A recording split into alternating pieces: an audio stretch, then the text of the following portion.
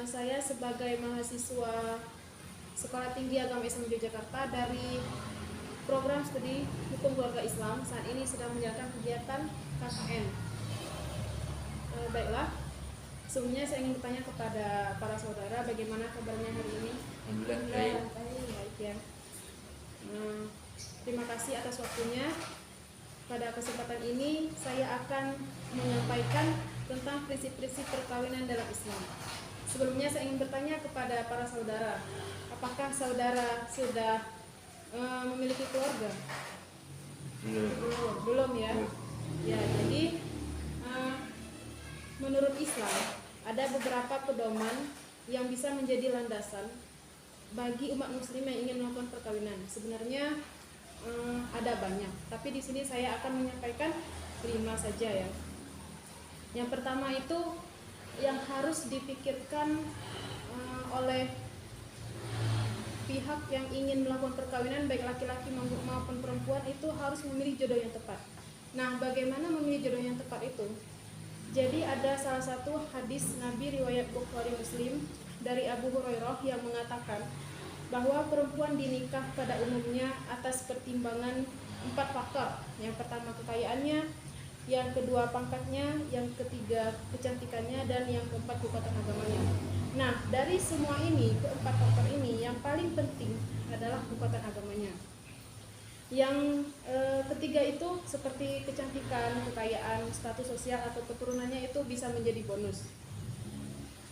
Nah, kemudian prinsip yang kedua yaitu perkawinan itu didahului dengan peminangan.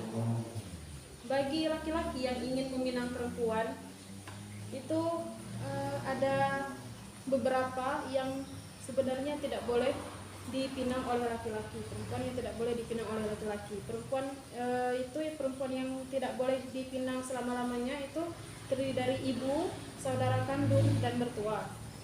Kemudian yang dilarang hanya untuk sementara itu seperti saudara ipar perempuan yang sedang dalam ikatan perkawinan dengan laki-laki lain, atau yang masih statusnya masih mempunyai suami gitu dan belum pasti cerai. Dan yang ketiga itu wanita yang sedang menjalani iddah, itu tidak boleh dipinang terlebih dahulu. Kemudian prinsip yang ketiga itu perkawinan didasarkan atas sukarela antara pihak-pihak yang bersangkutan. Sepertinya kalau zaman sekarang itu mungkin sudah tidak ada lagi ya perkawinan dengan dijodohkan gitu. Dan kalau zaman dulu kan itu masih ada. Zaman sekarang tidak ya. Jangan sampai, saya harap jangan sampai umat muslim melakukan perkawinan itu tanpa sukarela, karena ini kan untuk kehidupan kedepannya. Kemudian prinsip yang keempat itu perkawinan tidak ditentukan untuk waktu tertentu. Perkawinan tidak ditentukan untuk waktu tertentu ini maksudnya perkawinan itu untuk selamanya. Jadi sebenarnya di luar sana mungkin ada orang-orang yang berpikir, oh bisa jadi nih kita nikah ini cuma untuk waktu 2 tahun, 3 tahun, itu tidak boleh seperti itu. Jadi niatnya ibadah dan harus untuk selamanya. Kemudian prinsip yang terakhir itu adalah tanggung jawab pimpinan keluarga itu pada suami. Jadi memang dalam rumah tangga itu yang memimpin adalah seorang suami.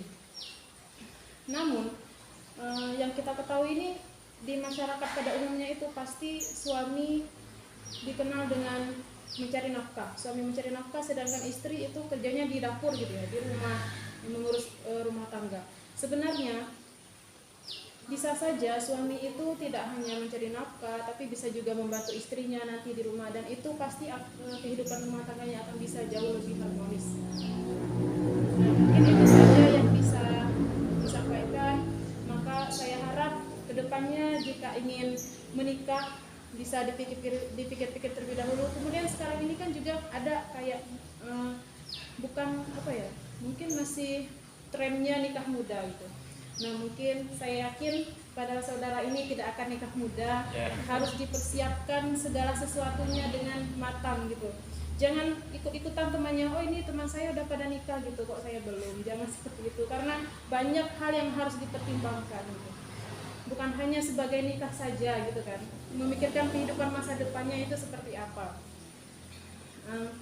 Kemudian apakah ada yang ingin ditanyakan gitu, yang ingin diperjelas?